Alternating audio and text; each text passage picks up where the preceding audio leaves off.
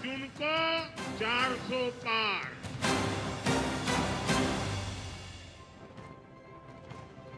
तो सबसे बड़े ओपिनियन पोल में आपने जाना उत्तर प्रदेश और उत्तराखंड में किस तरह से जनता पसंद कर रही है एनडीए और इंडिया गठबंधन के बीच जो फासला है वो भी आपने देखा। अब हम बात करेंगे मध्य प्रदेश और छत्तीसगढ़ की। सबसे पहले हम जानेंगे ओपिनियन पोल में मध्य प्रदेश क्या कहता है। मध्य प्रदेश में किसे कितनी सीटें मिल रही हैं? 29 लोकसभा सीटों वाले इस प्रदेश में ओपिनियन पोल क्या कहता है ये हम आपको बताएंगे। सबसे बड़े ओपिनियन पोल में अब मध्य प्रदेश का जिक्र होगा और मध्य प्रदेश में क्योंकि 2019 में 28 लोकसभा सीटों पर कब्जा किया था भारतीय जनता पार्टी ने, इस बार ऊंट किस करवट बैठता हुआ नजर आ रहा है। मनोज मनु जो कि हमारे एक्सिक्यूटिव एडिटर हैं उनके पास हम सीधा चलते हैं। मनोज जी। शुक्रिया वंदना। जैसा कि आपने बताया कि मध्य प्रदेश की स्थिति क्या है, 2019 का जो लोकसभा का आंकड़ा था करीब करीब उसी के इर्द गिर्द ये चीजें निकलती हुई नजर आ रही है। और इस बार भी 29 लोकसभा की सीटें मध्य प्रदेश में हैं और 29 में से 28 सीटें जो हमारा ओपिनियन पोल है जो कि मयंक भाई ने जारी किया है उसमें 29 में से 28 सीटें अभी भी बीजेपी को जाती हुई दिखाई दे रही हैं। इन सब के तमाम तरह की चर्चा दिखाई दे रही है। कई सारे समीकरण वहां पर, क्योंकि भारतीय जनता पार्टी मध्य प्रदेश में बहुत स्ट्रांग मानी जाती है, वहां का संगठन बहुत मजबूत माना जाता है, संघ की वहां एक अच्छी खासी पकड़ मानी जाती है। ये तमाम सारी चीजें हैं और ये डाटा आप जो दे सकते हैं कि हमने जब नॉर्थ इंडिया, अब देखिए नॉर्थ इंडिया का जो है, नॉर्थ इंडिया का जो डाटा है उसमें से मध्य प्रदेश को अगर देखें तो लोकसभा चुनाव 2024 में 29 में से 28 सीटें यहां पर बीजेपी को दी जा रही हैं। कुल 29 सीटें, यानी कि माइक किसी के लिए कोई गुंजाइश नहीं है। बिल्कुल वैसा ही लग रहा था। हम लोगों ने ग्राउंड में जब सर्वे भी किया था तो वैसा ही कुछ दिख रहा था कि एक तरफा वोट बीजेपी के पास जा रहा है। कोई गुंजाइश ये कहा जा रहा है कि 4-5 सीटों पे वहां पर टक्कर है, जिसमें झाबुआ है, मंडला है, मुरैना है। आपको लगता है कि कोई गुंजाइश हो सकती है, 1-2 सीट ऊपर नीचे हो सकती है, या 2019 का जो आंकड़ा रहा है 29 में से 28 सीट बीजेपी को 2019 में मिली थी, वही आंकड़ा 2024 में दोहराता हुआ दिखाई दे रहा है। माइक, बिल्कुल आपने सही कहा, 3-4 सीट है जो फंस सकती है, लेकिन वो आने वाले कल में कैसे वो बदलती है वो देखना पड़ेगा। बट एज ऑफ नाउ आज के दिन में अगर हम लोग देखें तो 28 पे बीजेपी और 1 पे कांग्रेस। सबकी नजर मध्य प्रदेश में एक सीट पर लगी हुई है, वो सीट है छिंदवाड़ा, जहां पर कमल जीतेगा या फिर कमलनाथ जीतेंगे। सबकी नजर इस बात को लेकर लगी। आपने सुना होगा कि कमलनाथ के बीजेपी में शामिल होने की बात चल रही थी, लेकिन बात बन नहीं पाई है। अब पूरी बीजेपी ने छिंदवाड़ा में अपना गढ़ बना लिया है। हजारों की संख्या में कार्यकर्ता बीजेपी ज्वाइन कर चुके हैं। कमलनाथ के दाहिने और बाएं हाथ कहे जाने वाले वहां पर दीपक सक्सेना जो कि पूर्व मंत्री हैं वो वहां पर ज्वाइन कर चुके हैं। उनके बेटे ने भारतीय जनता पार्टी की सदस्यता ले ली है। अमित सक्सेना जो कि जिला पंचायत के उपाध्यक्ष है वो वहां पर ज्वाइन कर चुके हैं। छिंदवाड़ा सीट जहां से कि खुद कमलनाथ विधायक हैं, वहीं के 2 विधायक जो कि कांग्रेस के थे, दोनों ही विधायक ने भारतीय जनता पार्टी की सदस्यता ले ली है। कैलाश विजयवर्गीय को प्रभारी बनाया गया है। इसके साथ साथ पहले जेपी नड्डा और उसके बाद अमित शाह अब छिंदवाड़ा में हुंकार भरने वाले हैं, यानी कि संकेत साफ है। फिर भी आपने एक सीट दी है, क्या इस बार भी छिंदवाड़ा का गढ़ जो कि 40 साल से लगातार चल रहा है बीजेपी भेद नहीं पाई? ये सारे रीसेंट डेवलपमेंट्स हैं और हम लोगों ने सर्वे किया था जनवरी में, तो शायद ये एक रीज़न रहा है कि हम लोगों ने 1 सीट कांग्रेस को दिया है। बहरहाल अभी बहुत कुछ उठापटक वहाँ पे चल रही है। मतलब ये आंकड़ा 29 भी जा सकता है क्या? जा सकता है, ये आंकड़ा 29 भी जा सकता है। माइक ने कहा है कि जो लगातार हर दिन घटनाक्रम घट रहे हैं, भारतीय जनता पार्टी के प्रभावशाली लोग, कमलनाथ के दाएं हाथ बाएं हाथ जो बीजेपी ज्वाइन कर रहे हैं, हो सकता है कि चुनाव परिणाम के इर्द गिर्द जो आपको तस्वीरें दिखाई दे रही हैं, यानी कि ये 28 है, वो 28-29 हो जाए और एक ये जो सीट है ये सीट भी चली जाए वापस, यानी कि भारतीय जनता पार्टी के लिए। तमाम सारे गेस्ट हमारे पास मौजूद हैं, उन गेस्ट से चर्चा करने की कोशिश करेंगे, समझने की कोशिश करेंगे। वंदना, कौन कौन है हमारे पास जिनसे हम चर्चा कर सकते हैं? बिल्कुल, घनश्याम पिरोनिया जी हमारे साथ जुड़ गए हैं, प्रवक्ता है भारतीय जनता पार्टी के। यश श्रीवास्तव जी प्रवक्ता कांग्रेस के हमारे साथ हैं और हिमांशु भट्ट जी लगातार हमारे साथ जुड़े हैं, वरिष्ठ पत्रकार हैं। मयंक सिंह जी आपके साथ लगातार चर्चा कर ही रहे हैं। हिमांशु जी, आपका रुख करते हुए, क्योंकि छिंदवाड़ा का जिक्र, क्योंकि जैसे मनोज जी ने किया कि 73 सालों में केवल एक बार ऐसा मौका आया जब बीजेपी को यहां से जीत हासिल हुई, लेकिन ये अभेद किला कांग्रेस का रहा है। इस बार छिंदवाड़ा केवल 1 सीट नजर आती है ओपिनियन पोल में भी, जो बीजेपी के खिलाफ नजर आ रही है, जो कह सकते हैं कि बीजेपी जिसे अभी जीतती हुई नजर नहीं आ रही है। लेकिन इस सीट पर भी इस बार बीजेपी ने पूरी ताल ठोकी है। कांग्रेस क्या इससे बाहर निकल पाएगी?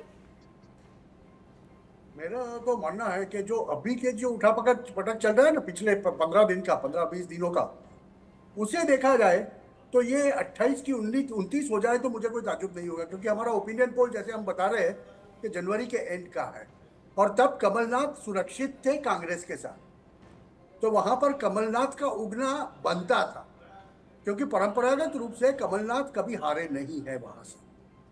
देखिए, इतिहास को देखें तो यही बताता था। मगर आपको यह भी याद होगा कि मध्य प्रदेश के चुनाव जीतने के बाद मध्य प्रदेश के पूर्व मुख्यमंत्री ने बहुत सीधा कहा था जी कि अब मेरा लक्ष्य छिंदवाड़ा है। तो अगर चुनाव आते आते, वोट होते होते अगर जो चीजें बदल जाती है राजकीय समीकरण छिंदवाड़ा के अंदर, तो मुझे यह ताज्जुब नहीं होगा कि 28 की 29 हो जाए।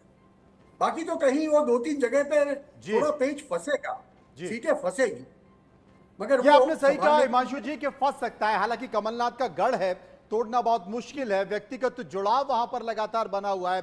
बावजूद इसके बीजेपी ये कोशिश कर रही है कि 1 नहीं, 2 नहीं, 3 नहीं, 4 नहीं, बल्कि हजारों की संख्या में जो विभीषण हैं उनको अपने पास लाया जाए और इस बार कमलनाथ के गढ़ को भिड़ा जाए। लेकिन एक बड़ा संकेत और है, जो 14 में भी था, जो 19 में भी दिखाई दिया। देश के प्रधानमंत्री नरेंद्र मोदी छिंदवाड़ा में सभा नहीं करते हैं। अगर वो छिंदवाड़ा में सभा कर दें तो शायद बीजेपी को इतनी मेहनत करने की जरूरत नहीं पड़े। वो छिंदवाड़ा के ठीक बगल में बालाघाट में सभा करके वापस आ जाते हैं। उसके बाद फिर छिंदवाड़ा पहुंचते हैं जेपी नड्डा, फिर अमित शाह। लेकिन छिंदवाड़ा को कई सालों से इंतजार है देश के प्रधानमंत्री नरेंद्र मोदी का, इसे लेकर भी लगातार चर्चा होती रहती है। कुलभूषण हमारे संवाददाता इस वक्त हमारे साथ बढ़े हुए हैं। कुलभूषण, मध्य प्रदेश की स्थिति तो बैंक ने साफ कर दी है। जो ओपिनियन पोल है उसमें दिखाई दे रहा है कि साहब 29 में से 28 सीटों में कोई परेशानी नहीं है। 1-2 सीटों में जरूर कांटे की टक्कर है, लेकिन वहां पर भी बीजेपी, क्योंकि बीजेपी एक तरह से पिंडारी की तरह काम करती है, उनकी सोचने की, समझने की, रणनीति बनाने की, चुनाव लड़ने की क्षमता अलग होती है। लेकिन छिंदवाड़ा को लेकर क्या स्थिति, आप खुद छिंदवाड़ा के रहने वाले हैं, क्या कह रहा है छिंदवाड़ा 2024 के लोकसभा चुनाव में? देखिए मनोज जी, अगर बात की जाए तो क्योंकि हमने खुद ग्राउंड जीरो से जो रिपोर्टिंग की, हमने ये देखा कि बीजेपी के प्रत्याशी अपने नाम से अपने चेहरे पर वोट नहीं मांग रहे हैं, क्योंकि 2023 में उन्होंने देखा कि विधानसभा चुनाव में जिस प्रकार से मोदी की गारंटी का जो जादू चला, उसी जादू को वो 2024 के लोकसभा चुनाव में भी मध्य प्रदेश के जो बीजेपी के प्रत्याशी हैं, क्योंकि हमने खुद उनकी सभा सुनी, हमने उनको सुना, तो वो कहते हुए नजर आ रहे हैं कि आप प्रत्याशी को वोट नहीं दीजिए, आप मोदी को वोट दीजिए, मोदी पर भरोसा करिए, मोदी की गारंटियों पर भरोसा करिए।